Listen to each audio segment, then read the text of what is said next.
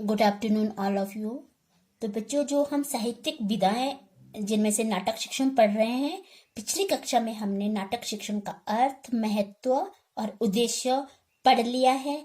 आज जो हम पढ़ेंगे वो पढ़ेंगे नाटक शिक्षण की प्रणालियां या विधियां। तो शुरू करते हैं।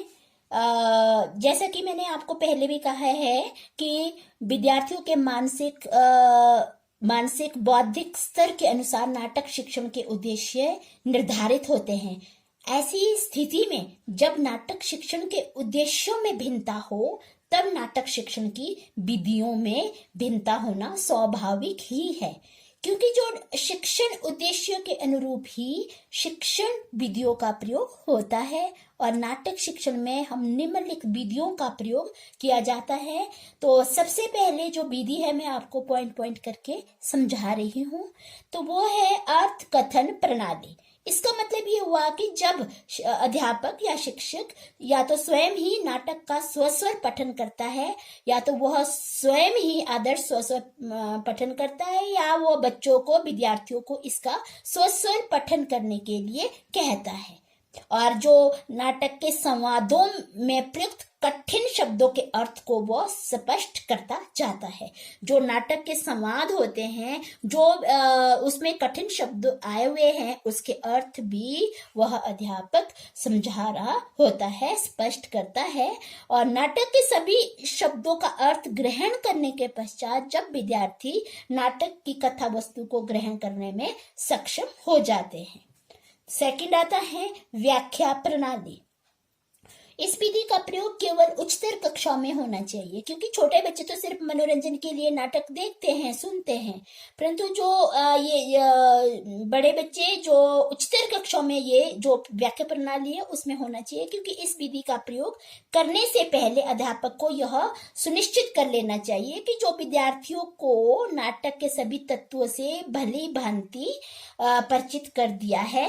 इस जो विधि में जो अध्यापक नाटक के सातों तत्व, वो कौन कौन से सातों तत्व, वह है कथानक, पात्र योजना, संवाद योजना, देश काल एवं वातावरण, उद्देश्य, भाषा शैली, अभिनेता को ध्यान में रखकर उसकी व्याख्या करता है। और इस विधि का जो सबसे बड़ा दोष यह है कि इस विद्यार्थी की सक्रियता, सहभागिता नहीं रहती है, और इसमें क्या होता है, इसमें अध्यापक ही व्याख्या करता जाता है, और इसीलिए यह अमनोवैज्ञानिक विधि मानी जाती है। तीसरा है रंगमंच प्रणाली। ये जो विधि है, इस विधि के अंतर्गत नाटक को रंगमंच पर अभिनय या अभिनीत करते हैं, या फिर शिक्षक उन्हें किसी नाटक के थिएटर में ले जाकर नाटक का सजीव अभिनय दिखाता है, और उसके बाद जब विद्यार्थी स्वयं ही इस नाटक को अभिनय कर रहे होते हैं, तब वे नाटक के पात्रों के अनुरूप वेशभूषा धारण करके उनका अभिनय करते जाते हैं, और विद्यार्थी उनके अभिनय को देखते हुए नाटक के विविध तथ्यों से परिचित हो जाते हैं। और नाटक शिक्षण की यह जो विधि है, यह सर्वोत्तम विधि कही जा सकती है, क्योंकि इस विधि में विद्यार्थियों की सक्रिय सहभागिता होती है। और सबसे बड़ा दोष इसमें यह भी है कि यह जो समय व श्रम की दृष्टि से अधिक उपयोगी नहीं है।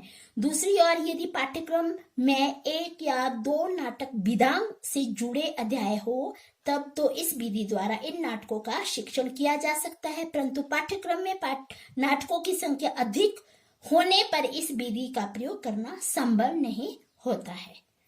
अब आता है कक्षा, फोर्थ पॉइंट है कक्षा अभिनय प्रणाली। इसमें क्या होता है कि इस विधि, जिस तरह से ये रंगमंच विधि थी, रंगमंच विधि के अनुरूप ही है। ये सिर्फ इसमें इतना फर्क है कि इसमें विद्यार्थी गण रंगमंच के स्थान पर कक्ष में ही नाटक को अभिनीत करते हैं, तथा वे जो पात्रों के अनुरूप वेशभूषा धारण नहीं करते हैं। जिस तरह से जो, क्योंकि ये कक्षा में कर रहे हैं तो पात्रों के अनुरूप वे वेशभूषा नहीं कर रहे होते हैं, वे भाषा शिक्षक के मार्गदर्शन में अलग अलग पात्रों की भूमिका निभाते हैं। और नाटक में प्रयुक्त संवादों को उचित सुर, गति आदि के साथ उन्हें प्रस्तुत करते हैं। और जो शेष विद्यार्थी होते हैं वो अभिनय को वो देखते रहते हैं। और जब कक्षा अभिनय के माध्यम से जिस जिस पात्र भी बने होते हैं, तो ये कक्षा में ही ये बॉडी जेस्चर के साथ बॉडी जेस्चर के साथ ये सारा कुछ करते हैं। और यह उपेक्षाकृत सस्ती व प्रभावशाली नाटक शिक्षण विधि है और इसमें लगभग सभी विद्यार्थी सक्रिय रहते हुए अपनी भाषा कौशलों का भी वह विकास करते हैं। और इस विधि द्वारा वर्ष में कम से कम एक बार नाटक शिक्षण अवश्य करवाया जाना चाहिए। अब आता है 5th पॉइंट, विश्लेषण प्रणाली। ये जो विधि है विश्लेषण प्रणाली, इस विधि में जो अध्यापक होता है सबसे पहले विद्यार्थियों को नाटक की कथा वस्तु से स्पष्ट करवाता है। सबसे पहले तो कथा वस्तु से ही शुरू होता है, तो उसको वह स्पष्ट करवाता है और उसमें कठिन शब्दों के अर्थ भी बताता रहता है। इसके बाद क्या करता है कि प्रश्न पूछकर विद्यार्थियों के समक्ष नाटक के विभिन्न तत्वों को स्पष्ट करता है।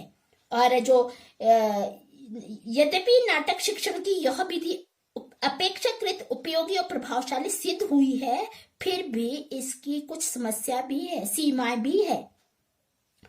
इसकी सीमा क्या है कि इस विधि द्वारा विद्यार्थी नाटक के दृश्य, पात्रों, घटनाओं, तत्व आदि से भली भांति परिचित हो जाते हैं, परंतु इस विधि द्वारा उनके भाषाई कौशलों का अधिक विकास नहीं किया जा सकता है।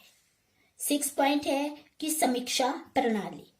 समीक्षा प्रणाली में आता है कि जो नाटक शिक्षण की इस विधि में जो अध्यापक होता है प्रश्नोत्तर, व्याख्या आदि का प्रयोग करते हुए नाटक के तत्वों के विवह समीक्षा करता है और उसके गुण दोषों को प्रकट करता जाता है।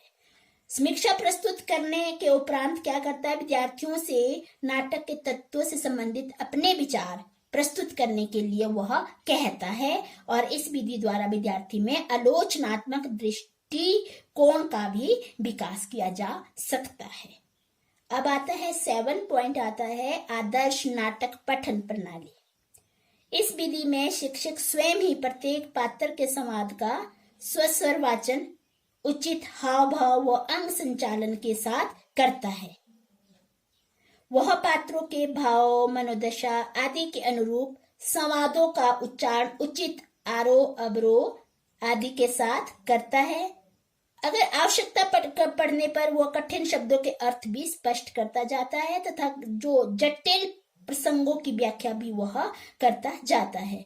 तो यहाँ पे भले ही नाटक शिक्षण की इस विधि द्वारा शिक्षण उद्देश्य की प्राप्ति हो, परंतु सच यही है कि इस विधि में केवल शिक्षक ही सक्रिय रहता है, अध्यापक ही सक्रिय रहता है। जो विद्यार्थी होता है वो क्या होता है कि निष्क्रिय बैठकर वो देखते हैं या सुनते ही रहते हैं।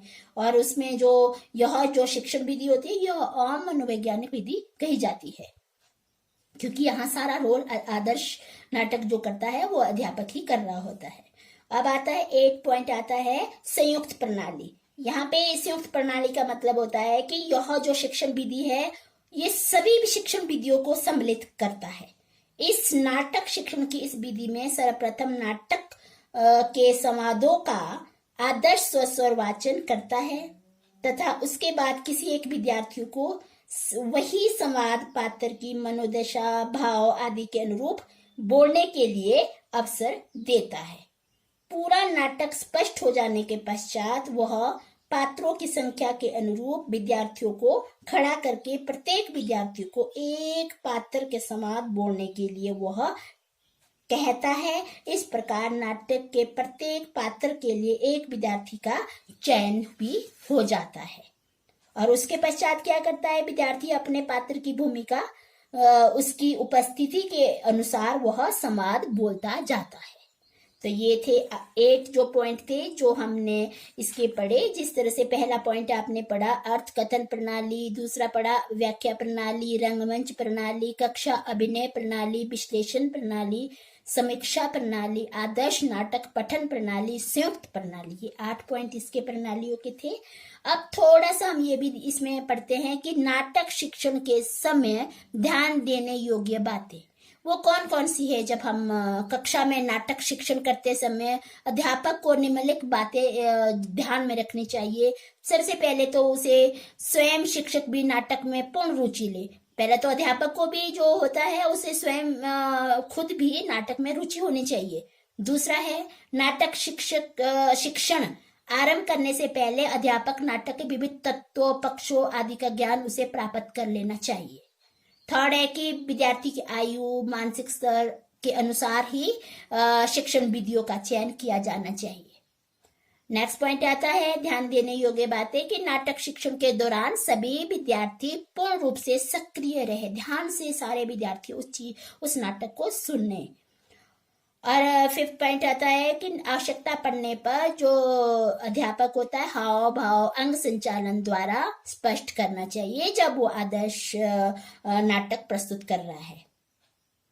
7 पॉइंट है नाटक शिक्षण आरंभ करने से पहले ही उसका संक्षिप्त परिचय दे देना चाहिए। जब वो नाटक आरंभ कर रहा है तो उसे ब्रीफ में उससे परिचित करवाया जाना चाहिए स्टार्टिंग में ही। अब आता है बीच बीच में प्रश्न पूछकर शिक्षक को यह सुनिश्चित कर लेना चाहिए कि विद्यार्थी नाटक के मूल भाव को ग्रहण कर रहा है कि नहीं कर रहा है। जब वो आदर्श नाटक कर रहा है या पढ़ा रहा है तो उसे विद्यार्थियों से बीच बीच में प्रश्न पूछना चाहिए, जिससे क्या होता है कि विद्यार्थी सक्रिय रूप से बैठे रहते हैं। और नेक्स्ट पॉइंट है कि जो नाटक शिक्षण के पश्चात विद्यार्थियों की कल्पना शक्ति का विकास करने हेतु पात्रों, घटनाओं आदि के परिवर्तन होने संबंधी प्रश्न पूछने चाहिए। उसका नेक्स्ट पॉइंट है कि शिक्षण के दौरान अध्यापक और विद्यार्थी का उच्चारण पात्रों की मनोदशा, स्थिति आदि के अनुकूल होने चाहिए। तो ये था नाटक शिक्षण के समय ध्यान देने योग्य बातें। Thank you. तो आज हमारा ये नाटक शिक्षण खत्म हो गया है।